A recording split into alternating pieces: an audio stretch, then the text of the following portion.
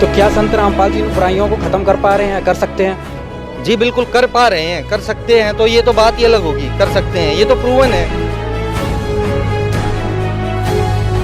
क्या संत रामपाल जी के समर्थक फिल्में, बॉलीवुड ये सब कुछ नहीं देखते हैं? बिल्कुल नहीं देखते। ये कल्पित समाज जो है ना, इस कल्पित समाज की को सच्चाई में बदल रहे हैं हमारे सतगुरु रामपाल जी महाराज। इसी समाज में ये देख लो, ये लोग चाहे सड़क पे बैठे हों, घर में बैठे हों, कहीं कुछ हो रहा हो, अगर किसी के कांटा भी चुभ गया ना तो 10 आदमी वहाँ खड़े होंगे पूछने के लिए कि आपको हुआ क्या है, उसके उपचार के लिए खड़े होंगे। कि मेरे गुरुदेव ने ये चैलेंज किया था, ऑन रिकॉर्ड चैलेंज किया था कि मुझसे नाम ले लो और नियमों में रह के भक्ति करो, कि बाप से पहले बेटा नहीं मरेगा। तो मैं तो यही अपील करूंगा कि आप लोग अब अपने क्वेश्चंस बदल लीजिए, क्योंकि आप लोगों को भी इतना तो एक्सपीरियंस होगा कि हमारे भक्त समाज में क्या क्या बुराइयां छोड़ी हैं और क्या क्या हमारे गुरुदेव ने करके दिखाया है। सर क्या नाम है आपका? मेरा नाम दुजेंद्र दास है जी। कहाँ से आए हो आप? मैं नजोगढ़ से आया हूँ। हाँ। संत रामपाल जी से आप कब से जुड़े हो? मैं जी 6 अप्रैल 2003 से जुड़ा हूँ। 2003 से, मतलब आप बचपन से ही संत रामपाल से जुड़े हो? बिल्कुल। सर ऐसा क्या है कि आप लगातार संत रामपाल जी से इतने सालों से जुड़े हुए, जबकि संत रामपाल जी जब जेल में भी हैं वर्तमान में? देखो जी, इसके कई कारण होते हैं। एक तो ज्ञान आधार पे आते हैं, और दूसरा हम अपना फ़ायदा देखते हैं। हर इंसान जो भी इस पृथ्वी पे रहता है वो अपना फ़ायदा तो ज़रूर देखेगा, और मुझे फ़ायदा काफ़ी हुआ है तो मैं, और दूसरा ज्ञान आधार पे आते हैं। यहाँ ज्ञान जो हमारे गुरुदेव जी ने हमें सिखाया है, गुरुदेव जी ने जो हमें बताया है, ज्ञान हमने सुना है।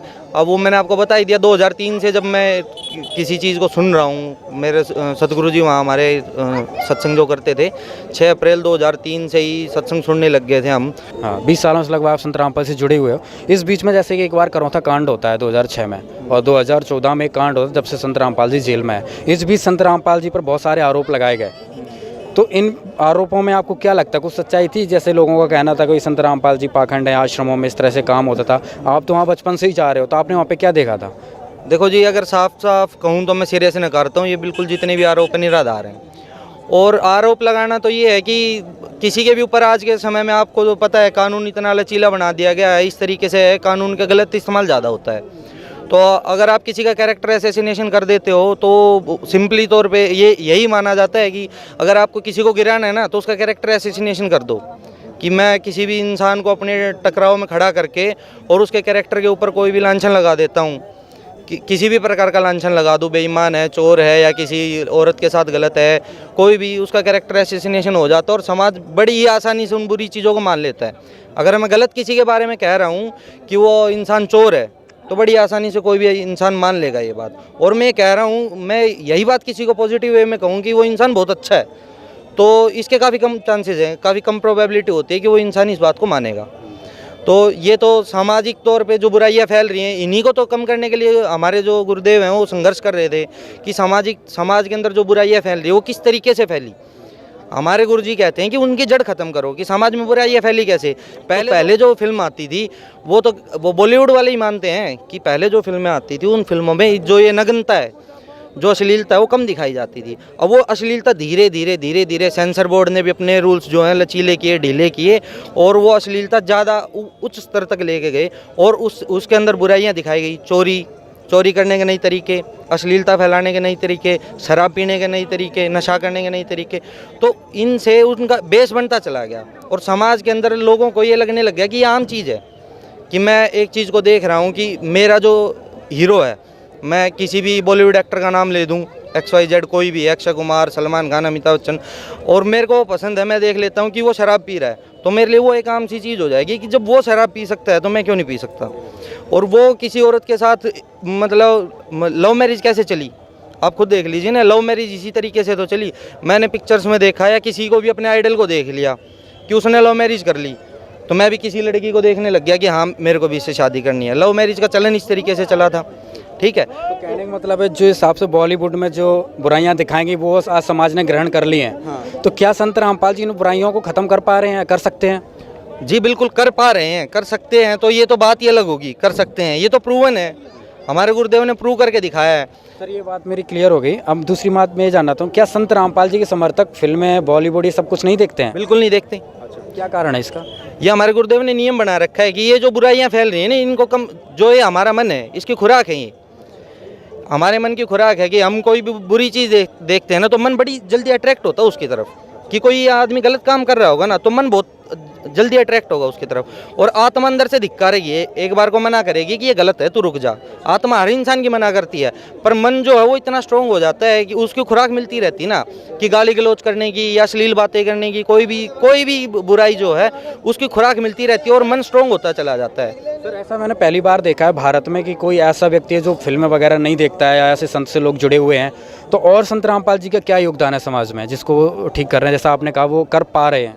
देखिए जी, हम जिस समाज की कल्पना करते हैं ना, जो आम लोग हैं, जो गरीब जन हैं लगा लीजिए, और हम बैठ के अपनी जब कपोल कल्पना में सोचते हैं एक बार के लिए, जब भी कोई आदमी फ्री होता है तो वो सोचता है कि समाज ऐसा होना चाहिए, भाईचारा फैला होना चाहिए, एक दूसरे को भाई मानते हों, एक दूसरे की मदद करते हो, दुख सुख में काम आते हों, ठीक है, कोई किसी का बुरा ना सोचे, कहीं चोरी चकारी ना हो, कहीं कोई गलत काम ना हो रहा हो, किसी औरत के साथ कोई गलत ना अत्याचार ना हो रहा हो, किसी गरीब के ऊपर अत्याचार ना हो रहा हो। उस समाज की जो हम ये कल्पित समाज जो है ना, इस कल्पित समाज की को सच्चाई में बदल रहे हैं हमारे सतगुरु रामपाल जी महाराज। उन्होंने इस समाज को अब आप ये देख लीजिए, जो भीड़ खड़ी है यहाँ पे, ये जो भीड़ यहाँ पे खड़ी रहती है, अगर आम तौर पे अगर आप यहाँ पे आके देखेंगे तो एक दूसरे की जो मदद यहाँ कर सकते हैं ना, और कोई किसी भी समाज में किसी भी जगह खड़ा हो गया, आप मैं गारंटी ले सकता हूँ, आप कहीं भी जाके देख लीजिए। इसका मैं आपको एक एग्जांपल भी देता हूँ। मैं किसी टाइम पे एक बार वैष्णो देवी गया था, तो मैं 10 साल की उम्र में, जैसा कि मैंने आपको बताया था कि मैं संत रामपाल जी महाराज की शरण में आ गया था और यहाँ रहने लग गया था, तो मेरे दिमाग में जो समाज की कल्पना थी वो ऐसी बन गई थी कि समाज ऐसा ही होता है। और वहाँ जाके मैंने देखा कि एक आदमी रोड के साइड में पड़ा हुआ करा रहा था, और वहाँ से कोई सैकड़ों लोग गुजरे होंगे उस दौरान, मेरे देखते देखते सैकड़ों लोग गुजरे होंगे, किसी को इस चीज़ की परवाह नहीं थी कि उस इंसान को हुआ क्या है। और आप यहाँ देख लो, इसी समाज में ये देख लो, ये लोग चाहे सड़क पे बैठे हों, घर में बैठे हों, कहीं कुछ हो रहा हो, अगर किसी के कांटा भी चुभ गया ना तो 10 आदमी वहाँ खड़े होंगे पूछने के लिए कि आपको हुआ क्या है, उसके उपचार के लिए खड़े होंगे, ठीक है। तो ये जो समाज की कल्पना हम लोग करते हैं ना, वो समाज हमारे गुरुदेव बना के दे रहे हैं और हमें सिखा रहे हैं। उनकी शिक्षा ये है कि समाज को बनाना कैसे है, तो बुराइयां छूट जाएंगी, समाज अपने आप अच्छा हो जाएगा। स्टार्टिंग में आपने 2 बातें रखी हैं कि एक तो ज्ञान से आते हैं, दूसरा लोग अपने खुद के फ़ायदे के लिए आते हैं। तो सर हम आपसे जानेंगे आपको ऐसा क्या फ़ायदा हुआ जो आप संत रामपाल से जुड़े?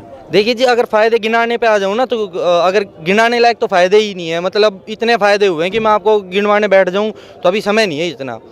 बचपन से ही सबसे पहला फ़ायदा तो ये हो गया कि मेरे जो पिताजी थे वो मतलब काफ़ी गुस्सैल स्वभाव के थे, और क्रोध जो था, जो नॉर्मल होता है उससे काफ़ी ज़्यादा ही था। तो शराब वगैरह भी पीते थे, दिल्ली पुलिस में थे, और कभी से मतलब उनकी पर्सनैलिटी ऐसी थी, नेचर ऐसा बना हुआ था कि उनको गुस्सा ज़्यादा आता था, और तो किसी भी चीज़ को नॉर्मली रिएक्ट नहीं करते थे किसी भी चीज़ के ऊपर, चाहिए कह लीजिए कोई साइकोलॉजिकल प्रॉब्लम थी, कुछ भी था।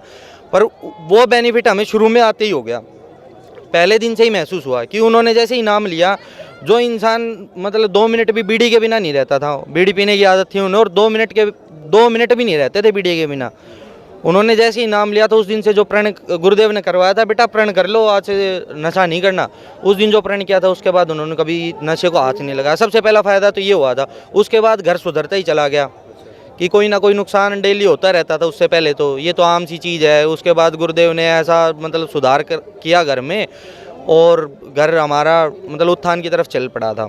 और उसके बाद फ़ायदा ये हुआ कि कई बार मेरा जो छोटा भाई है उसके ऊपर काफ़ी अटैक हुए, एक तरीके से डेडली अटैक्स थे। एक बार की मैं आपको बता देता हूँ कि उसके साथ ये हुआ, वो कहने लगा मेरी तबीयत ख़राब है। हम लोगों ने ज़्यादा ध्यान नहीं दिया कि ये बीमार है, तो मैंने कहा चल डॉक्टर के दिखा लेता हूँ। उस समय पे हमारे पास कोई बाइक वगैरह कोई व्हीकल था नहीं, मैं उसे लेके डॉक्टर के पास जा रहा था, तो वो वहाँ तक जा नहीं पाया। उसने ऐसे ही रिएक्ट किया कि भाई मैं थक गया, मेरे से नहीं चला जाएगा, मतलब कुछ कदम भी नहीं चला जाएगा। या तो मैंने कहा भाई अभी इतनी दूर तो मैं तेरे को लेके भी नहीं जा सकता, तो मैं उसको ना लेके वापस आ गया। मैं उसको अपनी पीठ पे बिठा के लेके आया घर पे लाते ही मैंने उसको बाहर उतारा। बाहर उतारते ही जैसे हम लोग अंदर की तरफ आए ना, तो घर के अंदर भी नहीं पहुंच पाया, मतलब रूम तक पहुंच नहीं पाया, उससे पहले वो गिर गया। तो मैं भी घबरा गया और कुछ रिलेटिव्स आए हुए थे हमारे घर पे और हमने उसको उठाया, उसके हाथ पैर मसले तो उसको होश आया, कुछ होश आया और उसके बाद उसने सीधा ये बताया कि भाई मेरी हालत ख़राब है और नहीं उठा जाएगा। मैं इतना घबरा गया, ये बात बोल के वो दोबारा बेहोश हो गया। तो मैं घबरा गया इस चीज़ से कि ये क्या हो गया। मेरे फादर थे, वो घर पे नहीं थे उस टाइम पे, मेरी भी उम्र इतनी ज़्यादा नहीं थी कि इतना समझदार मैं हुआ नहीं था कि उस समय पे मैं रिएक्ट क्या करूं। मेरे को और कुछ सूझा नहीं, मैंने उसको उठाया और हमारा जो प्रणाम स्थल हमने गुरुदेव के लिए बना रखा है, जहाँ गुरुदेव की हमारे तस्वीर स्थापित है, वहाँ उससे प्रणाम करवाया। जैसे ही प्रणाम किया वो उठ गया, कहा मैं बिल्कुल ठीक हूँ। फिर जैसे ही वो ठीक हो गया, मतलब उसके ऐसी हालत हो गए थे कि मैं उसको लेके हॉस्पिटल तक चला गया। वहाँ जाके उसके टेस्ट वगैरह हुए तो टेस्ट में पता चली कि उसकी जो प्लेटलेट्स थी वो कुल 36,000 कुछ रह गई थी, कुल 36,000, जो कि नॉर्मली मेरे हिसाब से 1.5 लाख से ऊपर होनी चाहिए, 1-1.5 लाख से ऊपर होनी चाहिए नॉर्मली। तो ये बात तब पता चली और ऐसे ही 3 बार उसके साथ सीन हुआ। एक बार उसका पैर टूट गया था, तब भी गुरुदेव ने ऐसे ही रक्षा की। मतलब गुरुदेव हमें बार बार समय समय पे बताते रहते हैं कि मैं तुम्हारे साथ हूँ और मैं ही तुम्हारी मदद कर रहा हूँ। आपकी एजुकेशन क्या क्या पढ़ाई किया? मैंने बीटेक की हुई है और मैंने लैंग्वेज में भी 2 लैंग्वेज सीखी हुई है, स्पेनिश और पोर्चुगीज़। सर आप एक टेक्निकल बंदे हैं, आपको इन चीज़ों पे विश्वास है कि भाई किसी संत से नाम लेने के बाद इस तरह से फ़ायदे, इस तरह से चमत्कार हो सकते हैं? बिल्कुल विश्वास है। टेक्नोलॉजी आई कहाँ से? सिंपल सी बात है कि टेक्नोलॉजी आई कहाँ से? ये जो डेवलपमेंट हो रहा है आज के टाइम में कि इंसान ने प्लेन्स तक बना लिए, न्यूक्लियर बम्स तक बना लिए, आई कहाँ से है? आज से पहले क्यों नहीं आई ये? अभी कैसे आई है? ये सब कुछ भगवान की देन है, भगवान दे रहे हैं। और ये भगवान ने दी पॉजिटिव वे में थी कि ये लोग पढ़ लिख के मेरे पास आएंगे, मेरे नज़दीक आएंगे। हम उल्टी तरफ चल पड़े, उसको अपने ही विनाश के लिए यूज़ करने लग गए। वरना जब ये न्यूक्लियर एनर्जी का आविष्कार हुआ था तो ये किस लिए हुआ था? कि इंसान का फ़ायदा होगा इससे, ठीक है, बिजली बना सकेंगे, ये बहुत सारी जो और टेक्नोलॉजीज़ हैं, इनका जो डेवलपमेंट हुआ था किस चीज़ के लिए हुआ था? कि इंसान का फ़ायदा होगा। अब हमने उसी न्यूक्लियर एनर्जी को अपने विनाश के लिए यूज़ करना शुरू कर दिया, बम बना लिए। अब बताओ, ये तो हमारे ऊपर डिपेंड करता है ना कि हम उस टेक्नोलॉजी का यूज़ कैसे कर रहे हैं। तो मैं इस चीज़ में बिल्कुल विश्वास करता हूँ। सतगुरु रामपाल जी महाराज से नाम लेने के बाद बिल्कुल हमारा फ़ायदा होगा और हमें मोक्ष की प्राप्ति हो सकती है। सर एक चीज़ और जानना चाहेंगे, आपने बीटेक किया तो ऑब्वियसली आपने सारे सदग्रंथ पढ़े होंगे। संत रामपाल जी कबीर को भगवान बताते हैं। भारत का कोई भी व्यक्ति संत कबीर जी को भगवान नहीं मानता है, कभी कहते हैं, एक संत कहते हैं। तो आप इस चीज़ को कैसे प्रूफ कर दोगे कि भाई हाँ संत रामपाल जी जो बता रहे हैं सही कह रहे हैं? हमारे समाज में क्या है ना कि धारणा बड़ी जल्दी बन जाती है। किसी भी चीज़ के लिए हम लोग धारणा बना लेते हैं। मुझे पता नहीं है, मुझे इस भाई ने कोई बात बता दी तो मैं इस चीज़ को सच मान लेता हूँ, ठीक है। मैं उस चीज़ को वेरीफाई करूँगा नहीं कि सिंपल सी बात है, मेरे विश्वसनीय ने बताई है, मैं उसको वेरीफाई क्यों करूँ? अब टाइम ऐसा आ गया कि मेरा चाहे कितना भी प्रिय मित्र हो, वो मुझे कोई बात बताए ना, तो या तो उससे पूछ लो भाई तूने वेरीफाई की है, या फिर मुझे खुद वेरीफाई करनी चाहिए। तो ये बात इस बात पे भी लागू होती है कि संत रामपाल जी महाराज ने जो बात बताई है, जो कबीर साहब के बारे में जो बताते हैं कि वो पूर्ण परमात्मा है, वो किसी भी व्यक्ति ने वेरीफाई नहीं की है। वो बिना वेरीफाई किए जो पहले से परंपरा चली आ रही है ना, उसी को फॉलो करते जा रहे हैं। कि मेरे दादा ने बताई थी कि भाई गांव के मंदिर में जाके मत्था टेका, बस खत्म बात, भगवान वही है। हमने कभी वेरीफाई करने की कोशिश ही नहीं की कि हमारे सदग्रंथ क्या बताते हैं। हमारे सदग्रंथ अलग बात बता रहे हैं। हमारे सदग्रंथों में लिखा हुआ बाकायदा कि जो पूर्ण परमात्मा कबीर साहब हैं। आपने वेरीफाई किया? हाँ, मैंने वेरीफाई किया। पाया आपने? पहले नहीं किया था। मैंने जैसे कि आपको बताया था, उस समय पे मेरी उम्र कम थी जब मैंने नाम लिया था। वो मैंने हमारे एक रिलेटिव के कहने पे नाम ले लिया था। उसके बाद जैसे जैसे मेरी बुद्धि स्तर बढ़ा है, उसके बाद मैंने अपने गुरुदेव के कहने पे, ये बात हमने खुद नहीं की, हमारे गुरुदेव ने कही है हमें ये बात कि आप लोग वेरीफाई करो, ठीक है, अपने सदग्रंथों को पढ़ो। हमारे गुरुदेव ने जो पुस्तकें लिख रखी हैं, जैसे कि सबसे जो हमारी मेन बुक है ज्ञान गंगा, वो लिख के गुरुदेव ने बता दिया था बेटा इसके अंदर सब कुछ लिख दिया मैंने, ठीक है। और इसको अंधविश्वास पे इसके पीछे मत चलो कि अंधविश्वास ही हो गए इसके पीछे चल पड़े, आप लोग वेरीफाई करो। तो मैंने उसके बाद पहले वो पुस्तक पढ़ी, उसके बाद अपने जो ग्रंथ थे वो उठाए। और सबसे ज़्यादा फायदा ये हुआ कि गुरुदेव ने उस ज्ञान गंगा के अंदर ना श्लोक और जो पूरा पाठ्यक्रम है कि श्लोक हो गया, जो भी उसके पेज नंबर हो गया, सब कुछ मेंशन कर रखा है कि ये पेज नंबर है और ये श्लोक है उसका, तो उससे आप मैच कर लो। मैंने ये मिलाया, बिल्कुल सही मिला। आप एक यूथ हैं, आप जो आज की यूथ पीढ़ी है, युवा पीढ़ी है, वो भक्ति की तरफ बिल्कुल ध्यान नहीं दे रही है, मतलब मौज मस्ती की तरफ ध्यान है। तो इन लोगों को आप क्या मैसेज देना चाहोगे? मैं ये देना चाहूँगा, जो टेम्परेरी मौज मस्ती है, जो टेम्परेरी फ़ायदा है ना, उसको छोड़ के परमानेंट की तरफ चलो। ठीक है, कि ये कुछ दिन की मौज मस्ती है, थोड़े बहुत दिन मज़े ले लिए, या कहीं भी कोई भी XYZ कोई भी काम कर रहे हैं तो हम लोग क्या करते हैं, टेम्परेरी बेसिस पे करते हैं। जो हमारा यूथ है ना, खासकर इंडियन यूथ जो है, वो परमानेंट की तरफ देखता ही नहीं कि मेरी परमानेंसी किधर होनी चाहिए, मैं किस चीज़ की साइड सोचूं।